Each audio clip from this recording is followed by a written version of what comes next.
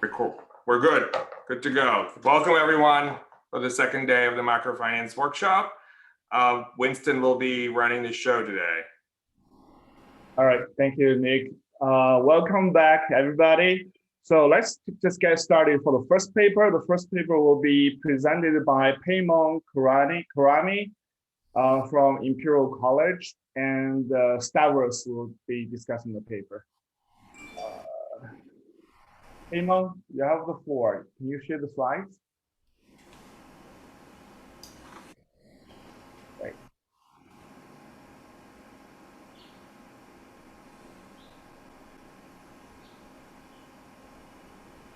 Sorry, you have to unmute first. Okay. Yeah. All right, you see it? Yeah, looks good. And I can hear you clearly. Perfect. Okay, well, thank you so much, everyone, for being here and for putting on this conference. It's a great pleasure, and to Stavros for being the discussant.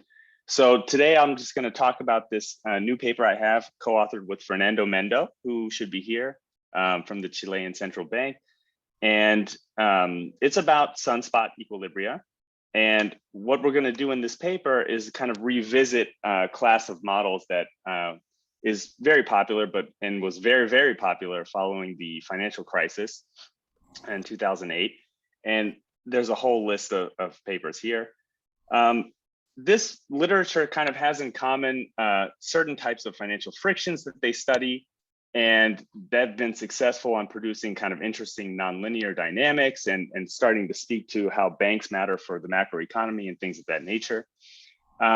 Some of the problems this literature has faced on more of the quantitative side, I just listed two here, are, even with some of the features that they put in the financial frictions and the nonlinearity, there's often too little amplification. And so you don't necessarily see as much out of these models as what you do in terms of how crazy financial crises and the type of bust that you get out of them are. So one thing that the literature has done is add, for example, systemic bank runs. And that's been a thing where you can just juice up a lot of the fluctuations that you get in those crisis scenarios. Another problem that the literature has run into a bit is thinking about connecting booms and busts.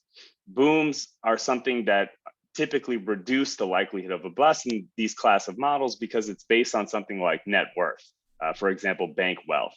So you have this boom, it boosts up the bank net worth, and you don't really get close to this sort of vulnerable region where you would have possibility of a crisis. And so one thing that people have done in this literature is address that by thinking about non-rational beliefs.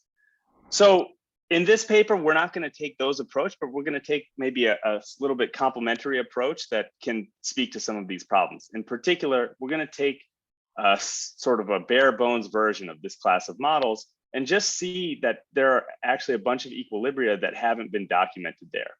And they're going to be sunspot equilibria. And these sunspot equilibria are going to be interesting in the sense that they can actually address some of the problems in this problem 1 and problem 2 that I've listed. I'm going to have a lot more to say about problem 1 than problem 2 today, but we think that we can still continue and have something more to say about problem 2. And clearly, when a lot of the fluctuations are driven by sunspots, the type of policy implications you're going to get out of it are different than what you get in this set of models I've put at the top of the slide. So I'm just going to jump in to the model because it will be more familiar when you see it. It's a very, very common setting. So there are going to be two types of agents. Both have log utility over consumption. The two types are experts and households. Experts have higher productivity in managing capital than households, but both production functions are linear. Capital is freely traded at price Q, and it grows exogenously. So there's no investment, and it's not necessary for what we're going to show. Just grows exogenously at rate G, with some possibility of these fundamental shocks on top of it. So this capital quality shock is kind of like a TFP shock. So Z1 is the fundamental shock. And since there's no investment, aggregate consumption equals output. Now, on top of that, there's the one nuance is the financial friction, which is the sort of common to all of these frameworks that when you're producing and managing capital, you would like to, for example, if you're the expert who has higher productivity, you'd like to manage all the capital, issue as much equity as possible. That would get you the efficient outcome. But because of, say, some underlying agency friction, there's an equity issuance constraint, and that's going to be the underlying financial friction. What is possible is to borrow and lend freely in the bond market. So there's no borrowing constraint, no collateral constraint, and that is going to be one of the things which is more commonly used in documenting multiple equilibria. Here, it's not going to play any role because it doesn't exist. So that's it. That's the model, pretty much. What we're interested in is what do the dynamics of the price, capital price Q look like? This is kind of the most important variable in the model. So just to set the stage, we're going to introduce the second shock as well, which is going to be extrinsic to anything in the economy. And we want to know, can the price load on the second shock? So you have this first component, which is going to be typically called amplification. You have fundamental shock, but it gets amplified. It's more than just, plays a role more than just what the capital stock moves with. Then you have this second component, which is about this, what I'm going to call sunspot fluctuations. And we want to know if sigma Q2 could be non-zero in this setting. So how would it work? This model is super simple, so we can kind of go through some of the steps actually.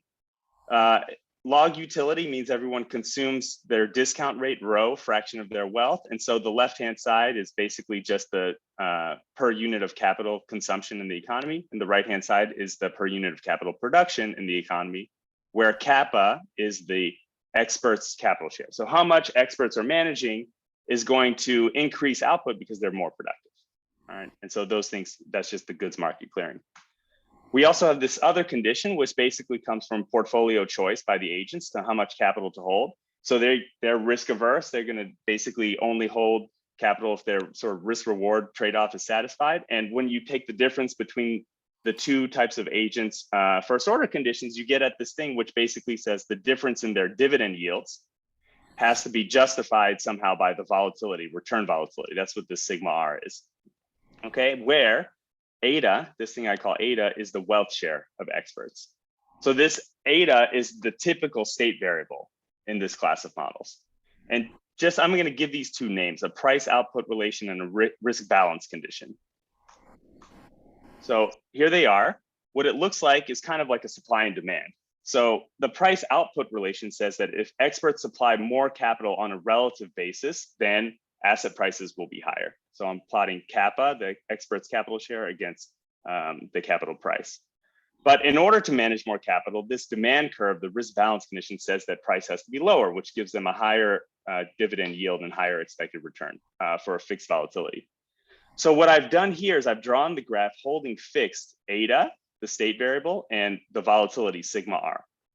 And then at some point, this demand curve gets to the efficient allocation, which is when experts are holding all the capital, then it just becomes this vertical line here. So what the idea of the paper is suppose there's some kind of shock that increases volatility. So this volatility here just goes up. I'm going to call that fear. Fear goes up. You can see the only thing that happens is this risk balance condition shifts down. And what should happen then is you see there should be a fire sale. Experts should have a lower capital share ex post. That means they sell to households, and that's going to reduce the price. And that's all good because when the price is reduced, it's still satisfying this price volatility relationship here that comes from the risk balance condition. So in this very static sense, which is just taking these conditions, which are a subset of the equilibrium conditions, and thinking about what could be possible in a static sense, you can see if there's a rise in fear, that could generate a fire sale, and there could be a lower asset price, and that would all be self-fulfilled as long as some other conditions are satisfied that I'm going to talk about. That's the basic mechanism. Now, what we're going to show in the paper, which I'm not going to talk all the reasoning through it, but is that you need to study a class of equilibria, which are a little broader than what the literature has done, obviously, in order to see that this works. So the typical thing is to say, okay, this wealth share eta, that's a state variable in the economy. When shocks hit the capital stock and the price of capital, that's going to move the wealth distribution. So it moves eta. This is the volatility of eta is related to the volatility of returns. Okay, and it's based on the portfolio that experts hold, kappa. On top of that, if eta is the only state variable, then we say, okay, let's study a Markov equilibrium that provides additional restrictions. So for example, if Q is a function of eta, then we have this additional restriction on what the volatility of Q should be. This is going to be way too strong for us because it's going to essentially on this graph pin down one of these red curves, and we're not going to be able to have these fear shocks that I said before. So in the paper, what we show is that, okay, if there's any of these fundamental shocks at all, sigma is not zero, then you can't have any sensitivity to the sunspot shock. And even if you have sigma equals zero and you can have some kind of knife edge case, well, that's going to look a lot like a small sigma fundamental equilibrium where there is no sunspot volatility. And so that's formalized by this limiting result too. All right, so what that means for us is that we actually have to study non-Markov equilibria. In particular, the way we're going to define it is based on that discussion we just had. So what I'm calling a generalized Brownian sunspot equilibrium is just one where you have multiple solutions, Q, for any of these wealth share variables. So you can have like a range of Q, maybe a couple of Q for some wealth share. That's going to mean that we don't have Q as a function of eta, and that's going to break the discussion we just had a second ago. Mechanically, if you work with this model, what you know is that, okay, in continuous time, you have this Ito's formula, which says, okay, this volatility and the drift of the capital price should be related to the state variable. And then we just lose these two conditions now because we don't actually impose that Markov equilibrium. So it's in that way, it sounds kind of too easy. Like we just lost two conditions, we should have a bunch of more equilibria. It's not really true because you still have all these long run conditions, you know, and other equilibrium conditions that I haven't showed you. In particular, the one that's going to be crucial for us is whether or not there's some kind of notion of stability, that we have this dynamical system of a co-state Q and a state eta, and we want to know, do they stay in a range where all the equilibrium conditions would just be satisfied forever, or do we get into some explosive type of area? And why you would think some type of explosion is possible is that fear shock I showed before, volatility goes up, price goes down. Imagine if that keeps happening. You know, a next fear shock comes, volatility goes up, price goes down, and it can just explode to infinity. We need to make sure that kind of thing doesn't happen. So that's what I mean by stability here.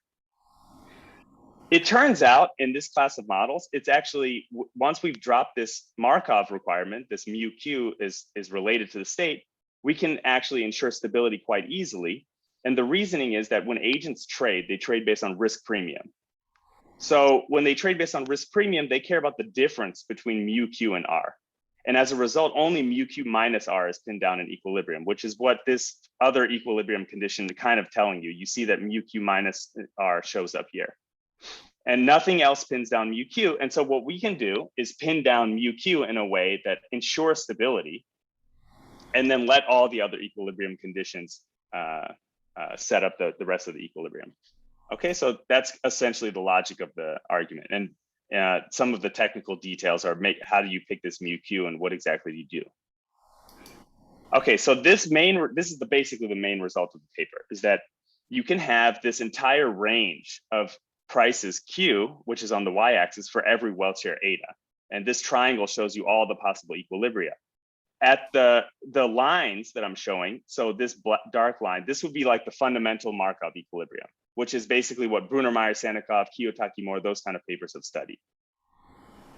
So what I'm showing here is that there's an entire range around it where the upper end, the upper border here, is kind of the efficient border. It's where experts are managing everything, price is high. The bottom border is where experts have sold a bunch of capital. They're only holding capital in proportion to their wealth, which is kind of bad because they're actually more productive. And the shading is the volatility that comes out of it. So in the efficient area, you see volatility is kind of low, and it can even go lower than what's predicted by the Markovian equilibrium. But in the dark area, when in the inefficient area, volatility gets, it gets very dark, volatility gets high. In fact, it diverges to infinity there, which makes sense because there's a productivity gap. The only reason why two agents with the same preferences but different productivities would hold the same portfolio is if volatility is swamping any other consideration. So this is the range of equilibria that we can find, and what the conditions on stability are is basically make sure it stays in this triangle. And what that means is that this mu q that I told you, all we really have to do is pick it near the boundaries of this triangle. So it's kind of nice and clean in that way.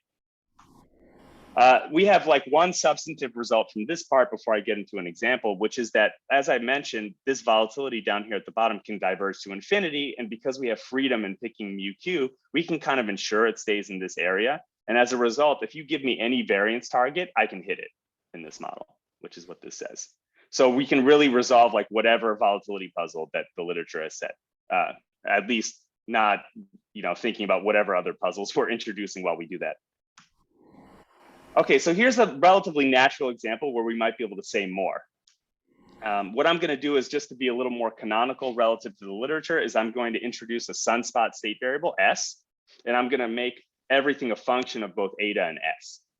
It's kind of a subset of the equilibria I just showed you, but it's maybe a more intuitive for some people. So we do it this way, and we're going to even allow the mu S and sigma S to depend on eta in the sense that they could be endogenous, which I think is the natural thing to allow, because when you have sunspot equilibria, it's natural for agents to condition on the price separately from any other state variables in forecasting things. And so when these dynamics of S are useful in forecasting, so it's natural that they should depend on prices and therefore eta, so they should depend on eta. Okay, so long story short, we allow that.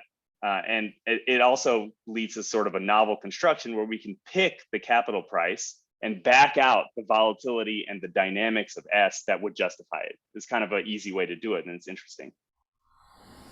Here's a construction that I'm showing you, where what I'm showing is the capital price here when S equals 0 is just the fundamental equilibrium. It's like the Brunner-Meyer-Sannikov equilibrium. And at the other end, you have this terrible equilibrium where kappa is approximately eta, so volatility is really rising a lot. And as you see here, volatility is rising as the sunspot goes up. And then the third panel is just whatever the sunspot volatility had to be to justify all of this. That was that construction. So when you look at sort of unconditional moments, you see, okay, obviously the price is this is the CDF of the capital price in the sunspot relative to the fundamental equilibrium. Capital price is lower.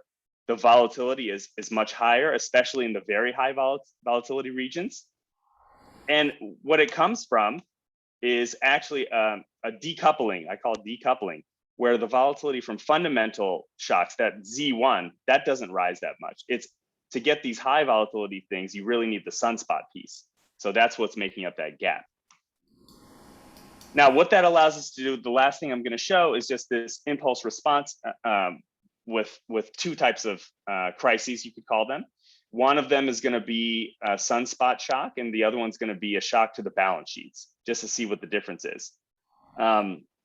So in blue is the sunspot, in red is the shock that just reduces exogenously the wealth distribution, the wealth share of experts. So they're undercapitalized, and that's kind of bad.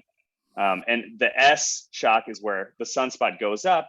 So we get into this high volatility region up here. All right, but no change in the wealth distribution. So because I was saying those high volatility regions are characterized by this decoupling, where the sunspot shock is really doing all the work, you see that you're able to get these volatility spikes in this type of crisis, where you don't really get a volatility spike in a balance sheet type of crisis. So you get that big spike, and you also see there's a very distinct difference in the mean reversion here. And that's a bit due to the way that we've picked the drift of the S variable, but it's one thing where that flexibility is there. And just looking at some things from the data, we noticed that recessions from recovery from financial crisis are typically on the order of like 5 years or so, for example, where CDS spreads can get back to normal. And comparing that to these type of things, you see that the recessions caused by the balance sheets are a little too slow of recoveries. So it's taking much longer than that. Half-life is maybe 6 to 8 years. And you have this possibility of a much faster recovery from a sunspot related recession. Okay, so that's it. That's all I wanted to say about the model. The idea of this type of shock, like going back to the introductory slide, is kind of like a run. Okay, it's kind of like what you get out of a run, but it's not a run in the sense that it's not coordinated by depositors. It's just a self-fulfilling fire sale. And that's already present in all these models that we've been studying in a bare bones version. What I've tried to show you, at least, is like some results indicating that these actually could be helpful if we believe that these fluctuations are real. So that may be useful for some models. Of course, everything I said is really hinges critically on refinements, which we haven't done any analysis of really. Just we've done very minor things in the paper, but what a real serious analysis of refinements to see which of these equilibria survive is kind of critical, because we want to know, how close can we actually get to resolving these puzzles? And then more importantly, in terms of policy, refinements are going to determine how close we are to some of the policy recommendations that have come out of some of the models I indicated on the first slide. So just thinking naively about it, you would say, okay, when sunspot fluctuations are really driving everything, some of those policy recommendations kind of fall apart. So deposit insurance, that doesn't matter that much because it's not about depositors. It's just a self-fulfilling fire sale. Capital requirements, bailouts, that doesn't matter that much because it's not about the wealth distribution. It's about a sunspot. So that's a really strong statement. Kind of want a refinement to think about how is that too strong. We were thinking maybe quantitative easing and asset purchases could be very interesting to actually study in this class of models, because not only have they been discussed in this literature, but they're also something that could be useful as a refinement to think about, for example, bounding that state space, that triangle that I showed you, and bringing confidence that we're not going to visit these extreme regions. So that would limit the set of equilibria that are there. Thank you. Thanks for listening. All right, great, Paymon, right on time. So now it's our pleasure to have Stavros to discuss this paper. Stavros, can you share the slides? Can you guys hear me? Yes, great. All right. So thank you so much for having me discuss this paper. And I have to say it's a little early here in California, so you see me like a little scroggy, but I don't want that to let you like get any wrong ideas that let my scrogginess get in the way of the fact that I really like this paper. Okay, so I think this is a very creative paper. I have to say that as the more I was going through it and reading through it, the more I kept liking it. However, what I have to complain a little bit about, maybe because it's still like a little preliminary, is the exposition leaves some stuff to be desired. So some of the stuff that I'm going to be saying here are just like reflecting my confusion. Okay, so there's nothing wrong with the paper. It's just that there are a few points where I think from the point of view of people who know this literature a little bit and see some statements, they can be a little bit surprising. Okay, so as a matter of fact, my personal view is that with theory papers, the number of equations should not be minimized, it should be optimized. And here it felt like we went a little bit for the minimized. I would like to see a little bit more of the bones, even in the body of the paper. Okay, so what am I going to do? The role of the discussant is not to go through like every little detail of the model. I wanted to give kind of a big picture. So what I'm going to do in my discussion, a little bit, it's going to look like, well, is that what the paper is doing? Just putting a Kiyotaki-Moore and an OLG model? No, it isn't. The paper does something much more sophisticated and clever than that. However, to explain the issues, I'm going to try to kind of put it in the context of the Kiyotaki and Moore and explain a little bit why these models are prone to having indeterminacies, explain a little bit the economics. I'm going to keep it simple and deterministic. So I have this old-fashioned view. If you want to make the claim that something has sunspots and all that stuff, start by showing the deterministic version. And to its credit, the paper is actually doing that. Okay. In the deterministic version, we're going to see the issues rather simply, what is at stake there. And that can help us, build a platform to explain the broader issues that the paper brings up. And then I'm going to conclude mostly with questions and some big picture remarks of what can we learn. I mean, in asset pricing and in macro with models that have sunspots, I'm more kind of, I think like from a macro perspective, these models may be a little bit more interesting than they're from a finance perspective, and I'll explain my reasoning for why I say all this. Okay. So here's what I'm going to do. I'm going to assume that there is a deterministic OLG economy. I'm going to normalize the capital stock to 1. And you know, like old habits die hard, or never die, I guess is the right expression. So there's going to be a little bit of displacement.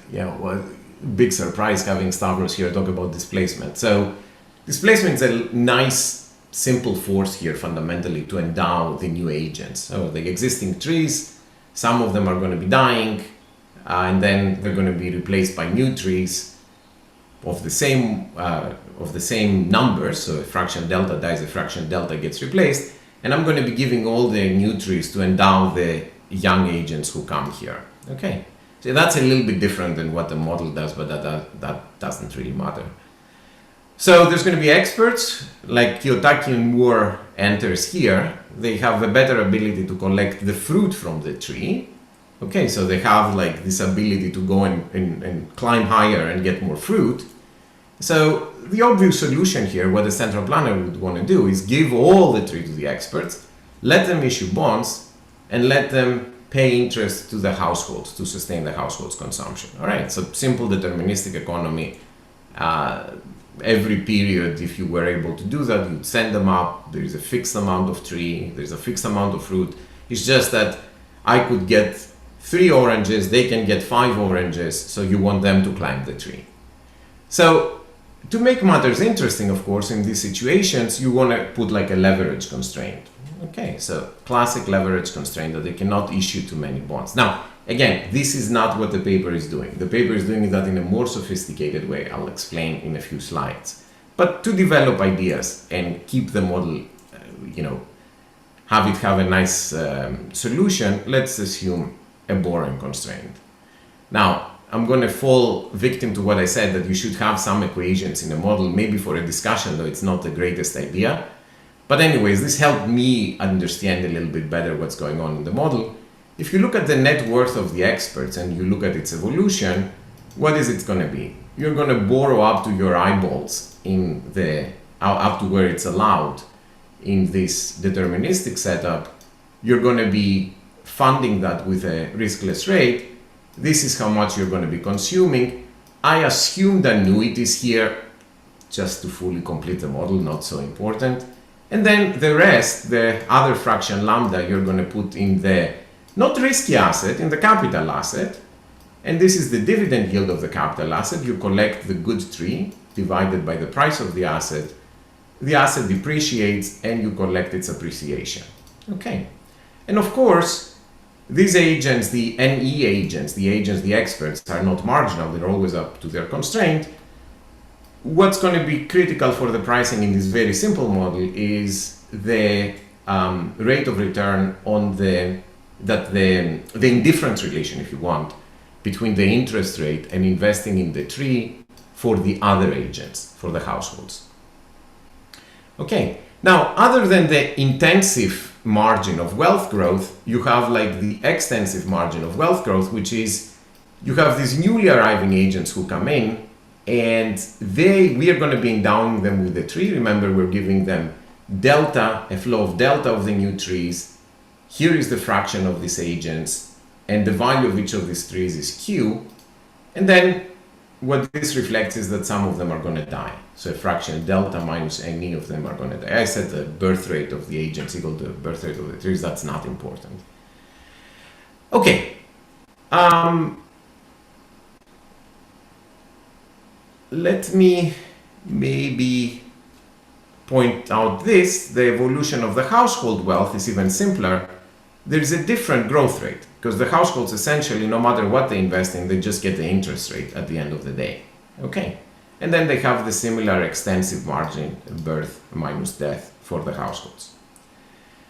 You put all of that together and you define the household share, and you get a relatively simple formula for the evolution of the dynamics of the wealth share of the households, which only reflects the Q over here.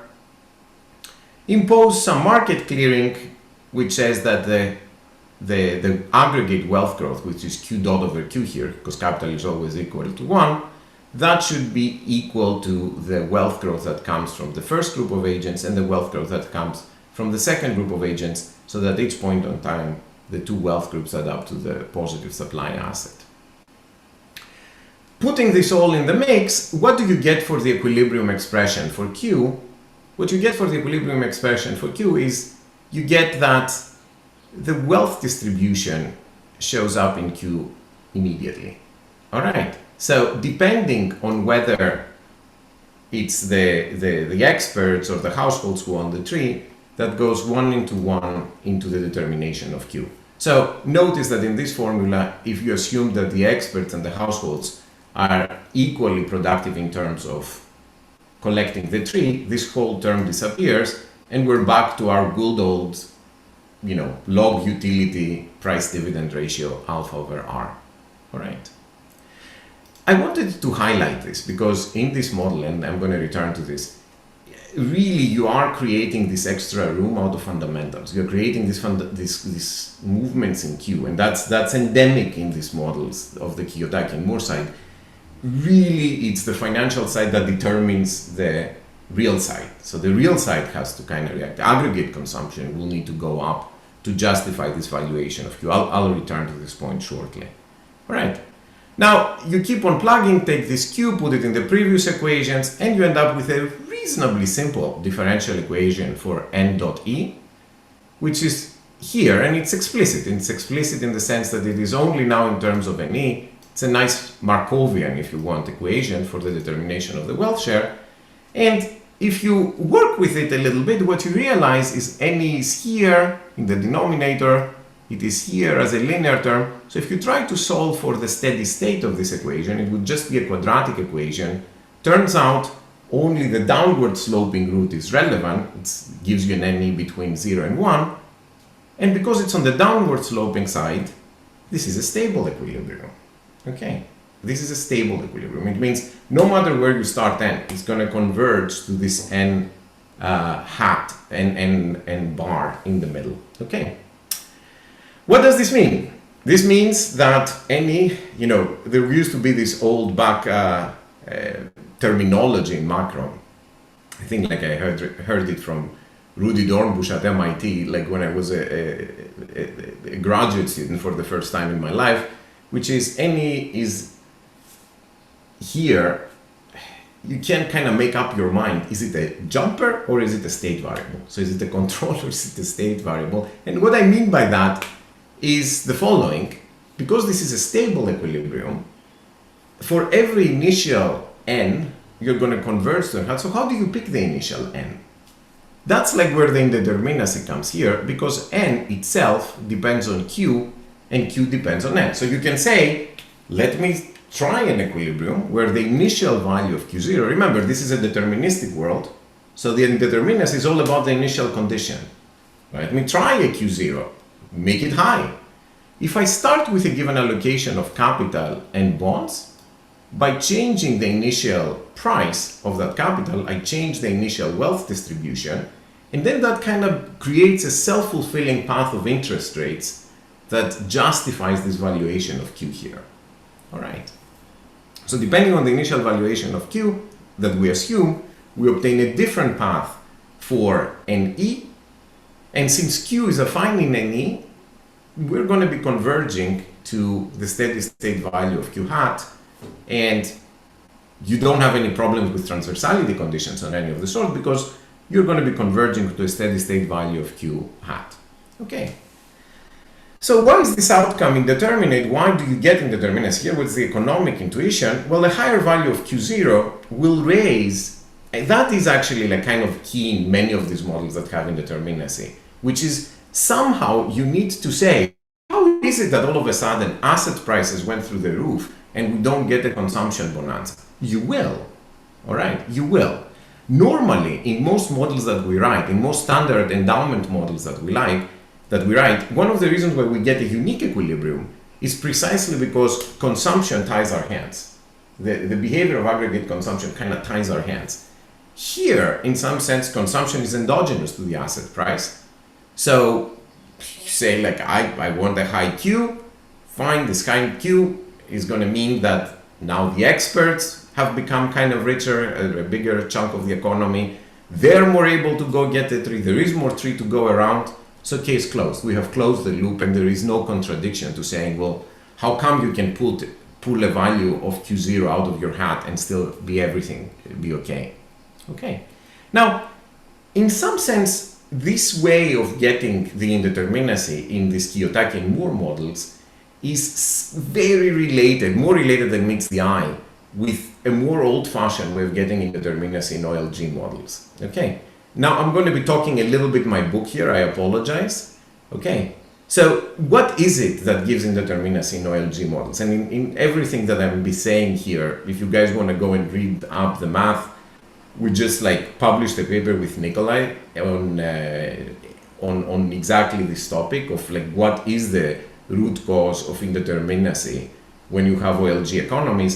There was this long belief that in those models you need bubbles to get indeterminacy, and the main thing that we were showing in this paper is that actually is not true.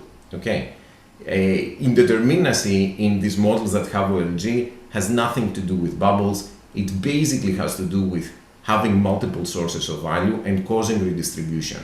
So, for instance, in those OLG models, discount rate anticipations, if I expect a particular path of discount rates, that can become self-fulfilling. Why? It's because it causes redistribution.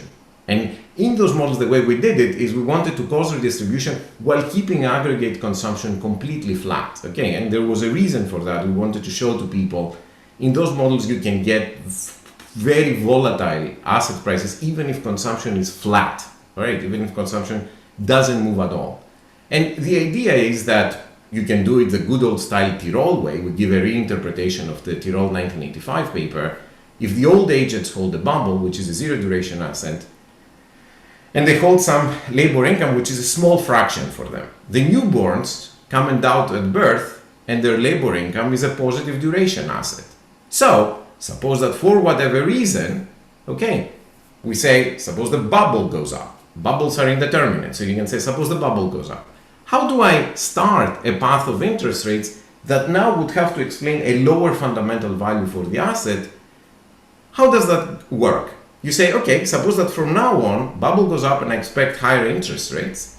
These lower the value of the positive duration assets. This hurts the young who only have this type of assets. And that means the young get a smaller fraction of consumption. The old enjoy higher consumption growth. And since they are the marginal agents, this confirms the high interest rate anticipation.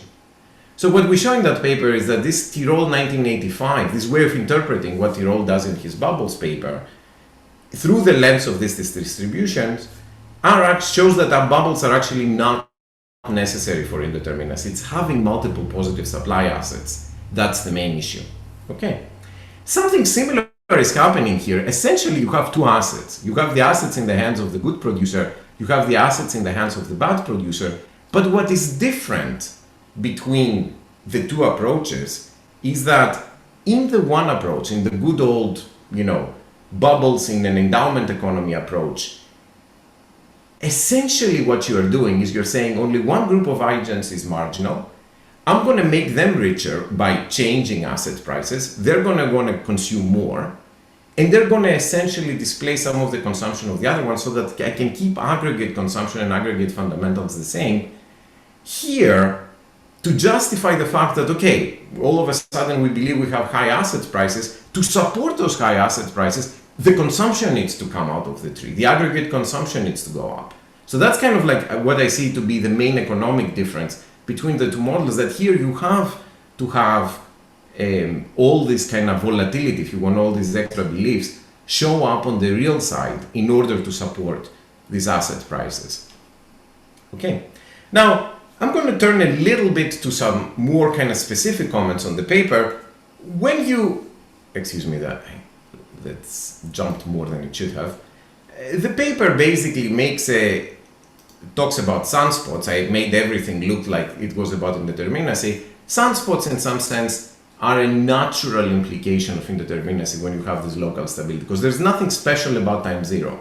Any shock that pushes you away from the steady state, it's going to create forces to drive you back there, and that's where the sunspots come in. Couple of comments on the paper. This paper, the way it's written, it distinguishes between what it's calling uninteresting and interesting Markov sunspot equilibria.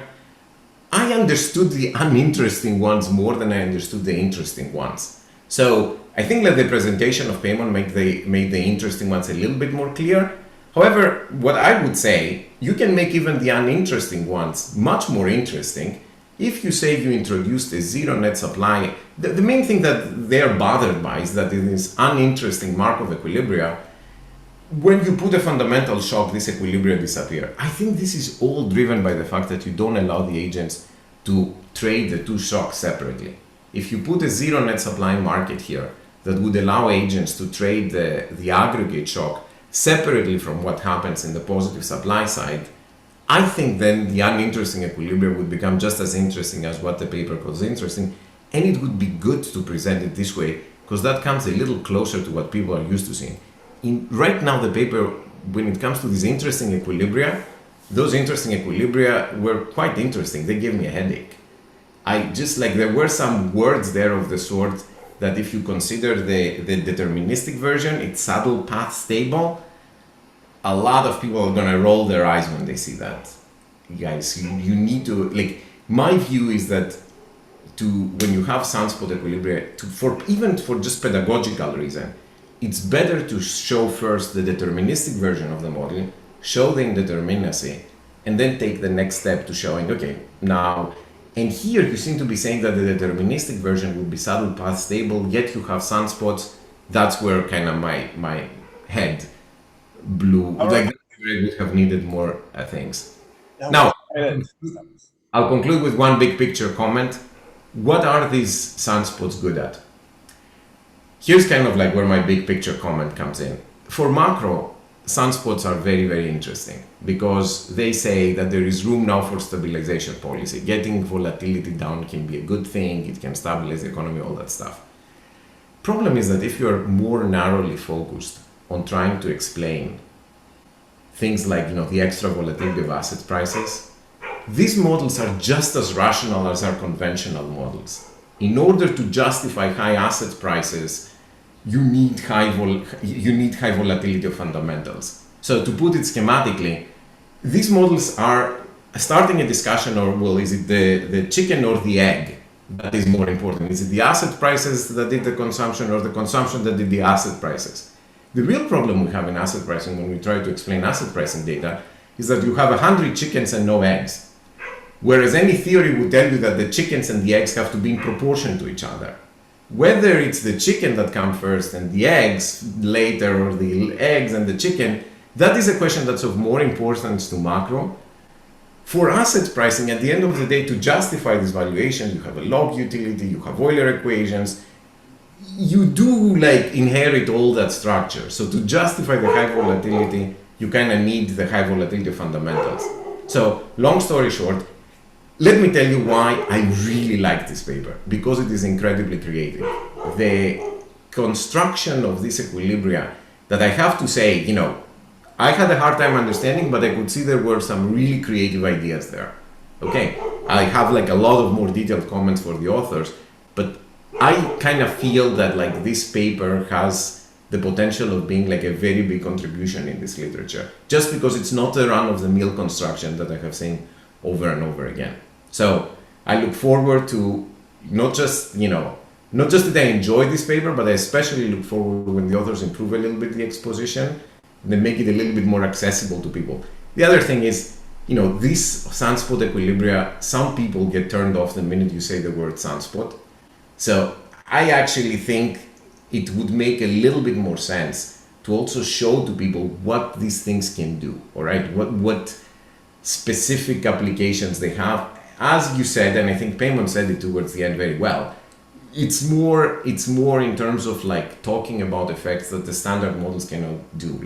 Why would you want to control volatility? Why would you want to have policies that make the volatility of asset markets come down? Why would that be a helpful thing? These models are a good way of addressing these more normative issues. Thanks. Thank you very much, Stavros, for the great discussion. Very thorough and thoughtful. So we have a few more minutes. Let me first open up the floor. So people can ask questions, and Paymon can respond, and then Paymon can respond Stavros' points, comments all together. Any questions?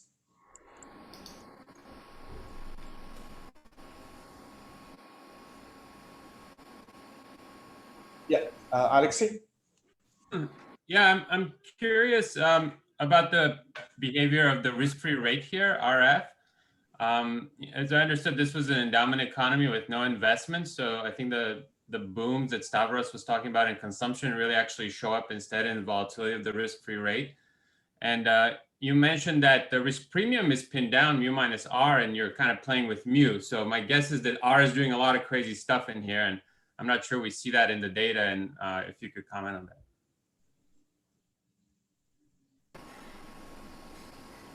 Yeah. So should I answer now or wait to collect more? Yeah, we can collect more.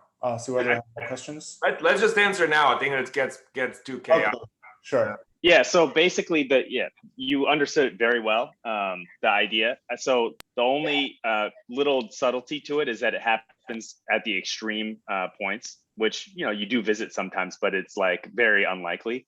So you can have this type of thing where you're picking the drift in the so-called interior of the state space in any way you want. All right, so it can be like 0, for example, and then have this divergence at the boundaries. Then you do get some crazy interest rate behavior at the boundaries, but not otherwise.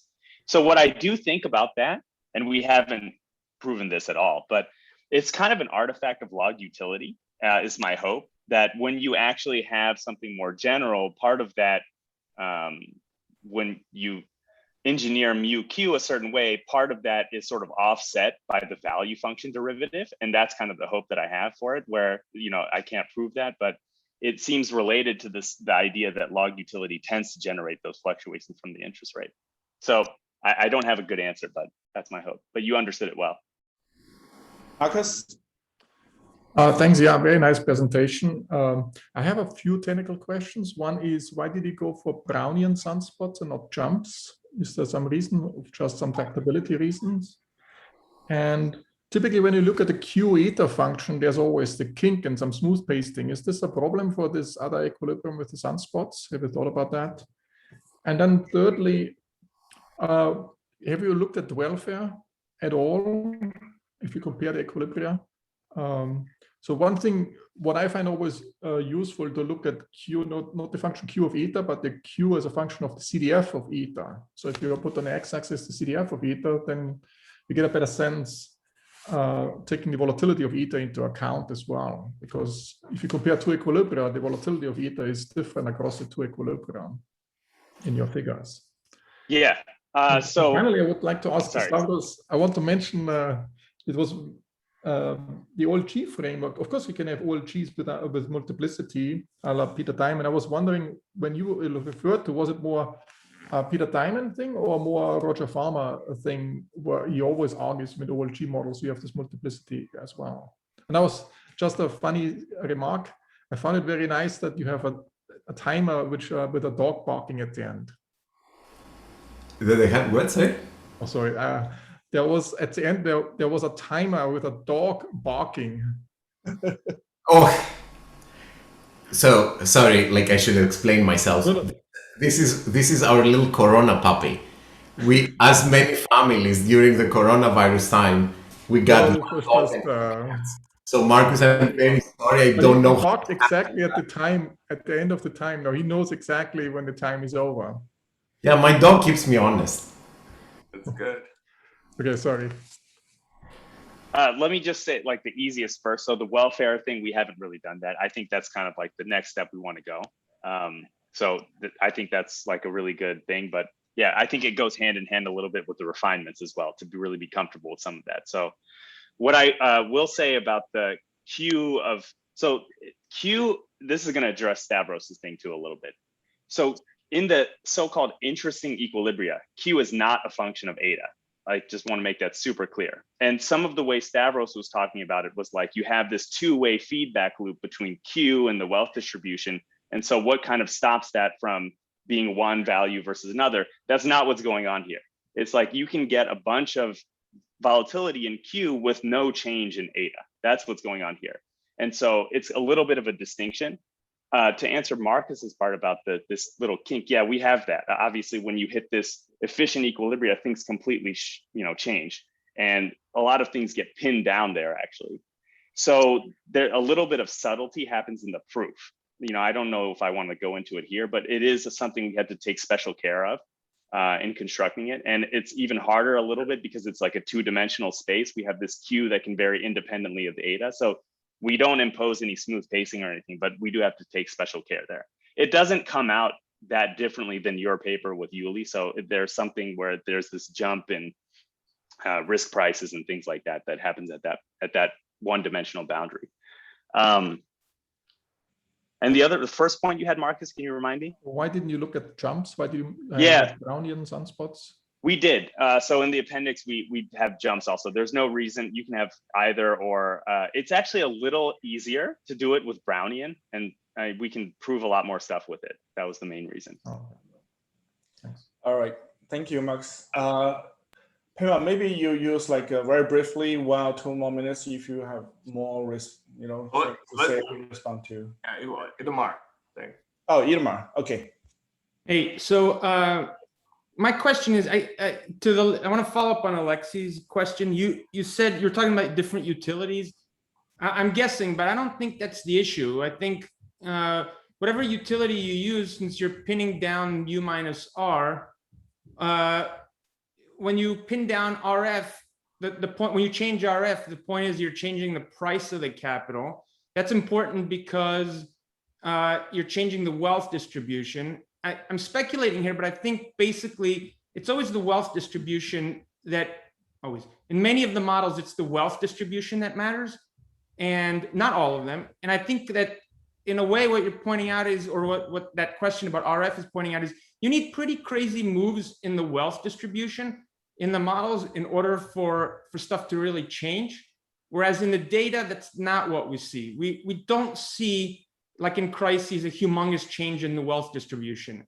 It's something potentially else that matters. Of course, prices move, but you could see it in a very simple, like back to the envelope calculation, that if you have 2 agents, they differ in risk aversion or expertise or something. In order to really move the what's going on, there has to be a giant, relative difference in the returns of both of them, much bigger than we'd actually see. So that's the sense in which you'd probably have to make RF do really nutty stuff and move the wealth distribution much more than we're ever going to see empirically.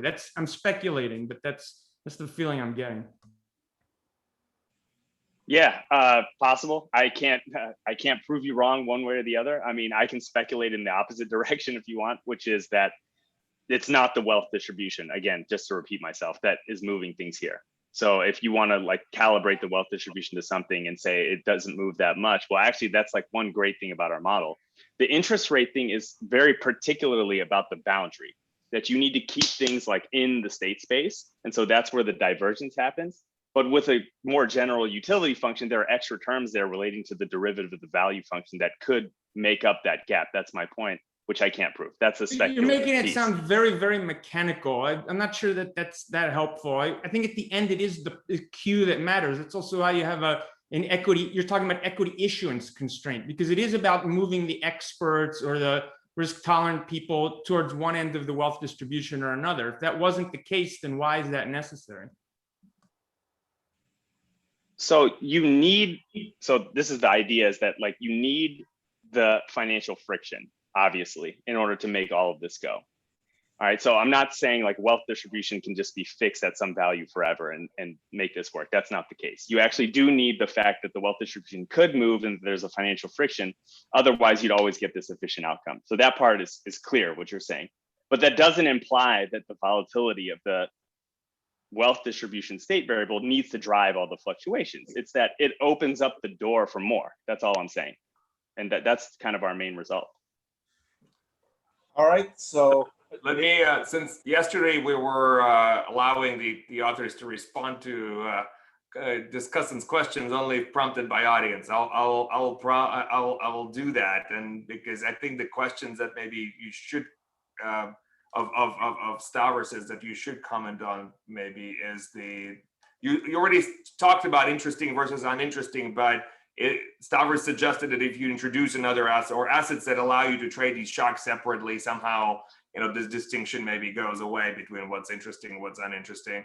That's kind of number one. And number two, this, is this not really interesting for asset prices, because ultimately the fundamentals end up moving just as much as prices, and I mean, and that's fine again if we care about the macro implications. But my kind of naive intuition about sunspots is often that, well, if you can generate a lot of movements in prices, yeah, maybe something will show up in fundamentals, but not necessarily in proportions of chickens to eggs, as Stavros suggested. So, but that's, I don't know if that's necessarily true in kind of in your model or not.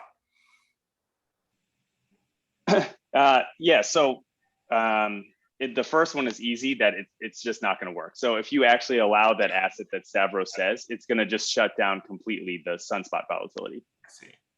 So that's everything becomes kind of go back to determinacy. Yeah, you actually need, so that's where the financial friction is. Paymon, just to clarify on this one, the asset that I had in mind has to do with the fact, suppose that on top of everything there's a fundamental shock. So said create a zero net supply market where these agents can trade the fundamental shock.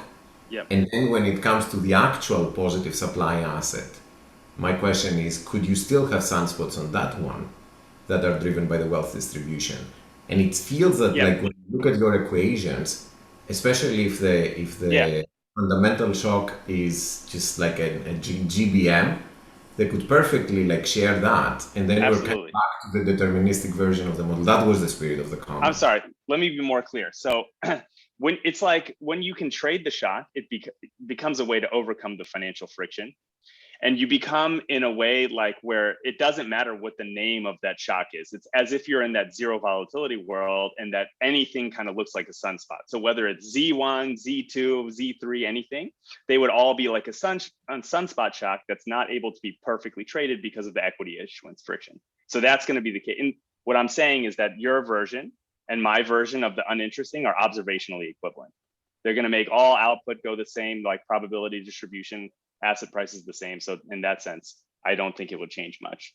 But what I would say is like the uninteresting equilibria, like just to clarify a little bit more, that's kind of the idea, is that what's been documented thus far is Q as a function of eta, and that when you, in any of those like Markovian ones, even with sunspots, they kind of look like the same function. So everything you get out of this class of models is going to be the same in our version and in the classical versions. To really get something that looks different, you kind of need this more interesting version. That's the only point we were trying to make.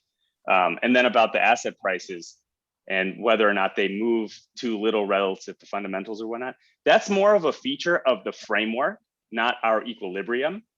And I think I'll stop there. It's built into the framework. All right, great. We have to stop here because we'll have our keynote speech at in 3 minutes. So let's take a brief break. Come back at 11. We'll have Per to give out the keynote address. Thank you, guys. Thank you, Paymon. Very interesting paper.